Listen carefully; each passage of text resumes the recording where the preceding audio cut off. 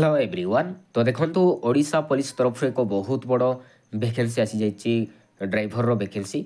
Motor परिवहन संस्था Odisha police रे मोटर गाड़ी चालक पदवी पूरण निमंते नियुक्ति परीक्षा एथिरे लिखाई एत द्वारा अवगत करा जाउछि कि ओडिशा पुलिस रो मोटर परिवहन संस्था रे खाली पड़िथिबा मोटर गाड़ी चालक पदवी निमंते योग्य एवं इच्छुक प्रार्थी मानक ठारू ऑनलाइन रे दरखास्त आह्वान करा जाउछि। तो आपण माने केबुठू ऑनलाइन आवेदन करि परिबे ना 11/10/2024 रु लास्ट डेट रोचे 31/10/2024 पर्यंत आपण माने आवेदन करि परिबे।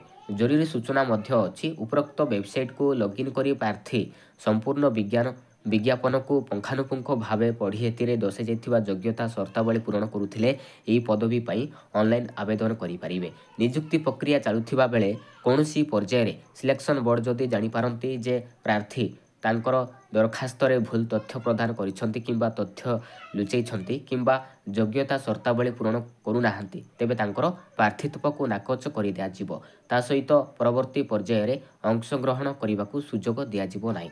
खाली पड़िथिबा पदवी संख्या रहिछि आपनकर ड्राइवर रो वैकेंसी देखि पारुथिबे 405टी वैकेंसी रहिछि।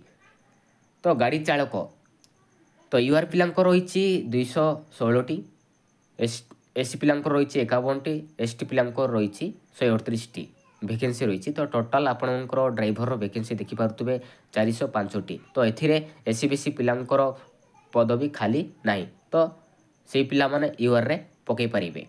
तो यार क्वालिफिकेशन रहउछि आपण माने जदि 10th पास करथिबे ता सहित ड्राइवर रो लाइसेंस थिबो ताहाले आपण माने ए पोस्ट को अप्लाई करि परिबे। Thank you.